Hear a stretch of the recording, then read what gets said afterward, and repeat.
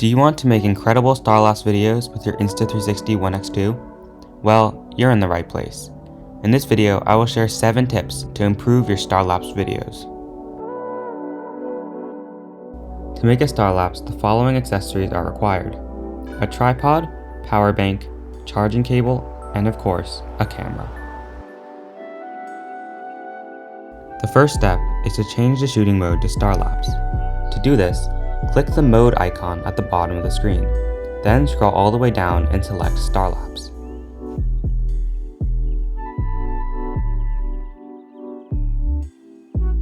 Mount your camera on a tripod and plug a power bank into the charging port. Personally, I use a portable phone charger, but any battery that does 5 volts 2 amps will work. Your setup should now look like this. Before shooting, make sure that the power bank is feeding electricity into the camera.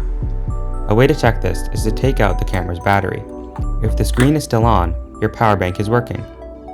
Now, just go outside and press the record button. For a nice long Starlapse, I recommend that you leave your camera out the whole night.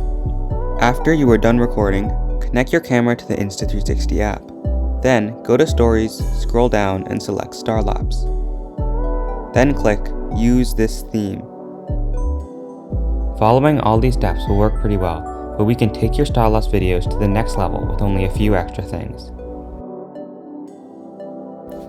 First of all, you should try to shoot when there is a new moon. A new moon occurs around once per month, and it means that there is no moon in the sky. I know it's not always possible to shoot during a new moon, so here's a simple rule. The smaller the moon, the better your Starlapse will turn out. I recommend that you check the moon phase before you shoot your Starlapse. In this clip, there was a full moon and it completely drowned out the stars because it was so bright. My next tip is to shoot on a clear night. When it is cloudy, the camera can't see the stars. It's also super important that you check the weather. When the power bank is plugged into the camera, it is no longer waterproof, so be careful. If it rains, your camera might break. Another important thing is to shoot in an area with minimal light pollution. This means setting up your Starlapse far away from a city. Cities release a lot of light and literally light up the sky, meaning that your camera will not be able to capture as many stars. On a smaller scale, you don't want any lights in the field of view of your camera. This Starlapse was set up right in my backyard. There was so much light that you could barely even see the stars. In contrast, this one was taken in a remote location, and it turned out spectacular. My next tip is to remove the charging flap on the camera. When open, the charging flap does not stay in the stitch line of the lenses, and therefore ends up in the shot. To make things even worse, it reflects light from the screen and creates light pollution. Another thing I try to do is to have good foreground in my shots. What I mean by this is to have interesting silhouettes such as sparse trees or mountains. This shot in particular had water in the foreground and you can see the reflections of the stars.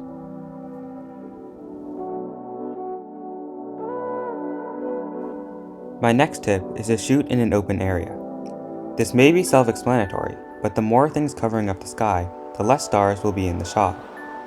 In this example, the Milky Way was covered up by a tree which made the shot much worse.